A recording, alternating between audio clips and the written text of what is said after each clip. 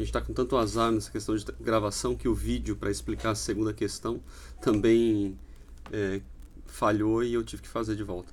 Bom, sobre se é correto afirmar que o Brasil apresenta um equilíbrio entre instituições políticas e meio social, perfazendo um funcionamento do consenso, claro que a resposta é negativa.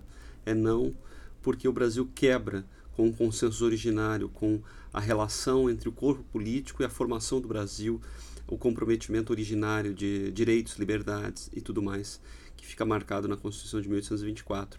Por isso, a tensão, a dificuldade de nós mantermos uma tradição constitucional.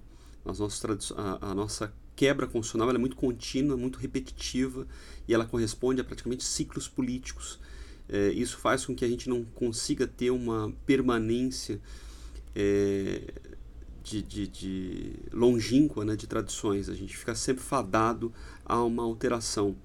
Isso se dá porque houve uma quebra desse consenso originário e não houve uma readequação para se aproximar daquilo que havia sido feito originalmente. Isso compreende uma visão sociológica, história do que é o Brasil, o que tem, qual foi a promessa desse país, qual foi o caráter originário, né? E para a gente não cair num viralatismo de que tudo foi ruim, a gente conseguiu grandes conquistas quando a gente manteve o espírito do pacto originário, né? A gente manteve algumas tradições. Isso se prova pela Constituição de 24, que ainda é a mais longa da história brasileira. Então, de fato, a resposta é que nós não conseguimos manter um consenso originário, né?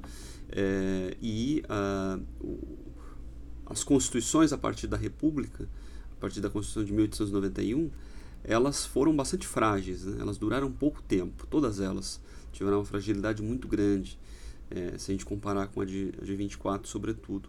Que tinha uma flexibilidade e guardava uma estabilidade constitucional que nós não temos, e a gente está vendo isso hoje, dentro de uma crise constitucional que nós temos exatamente nesse instante em relação à Constituição de 1988. Então é mais ou menos isso, é para a gente aprender como é fundamental uma noção de pacto originário, que não é necessariamente um pacto moderno, desvinculado de uma ideia de tradição, como esses contratualistas apresentavam, e sim que há uma origem,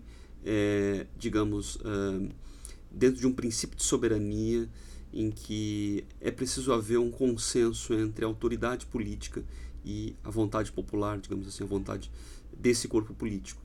Né? Ou seja, esse corpo ele é formado por duas coisas, não é apenas uma cabeça sem um corpo. Né? Esse corpo ele compreende um tronco, membros e uma cabeça que realmente tenha o comando principal. Então acho que é mais ou menos essa a ideia, a gente trabalhar com isso